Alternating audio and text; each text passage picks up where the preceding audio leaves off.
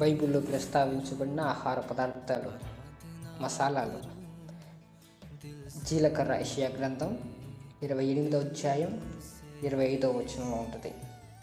సోపు గింజలు మత్తయి సువార్త 23:23. తర్వాత కొత్తిమీర గింజలు నిర్గమాకాండం 16వ అధ్యాయం 31వ వచనం. అదేవిధంగా సంఖ్యాకాండం 11:7లో ఉంటుంది.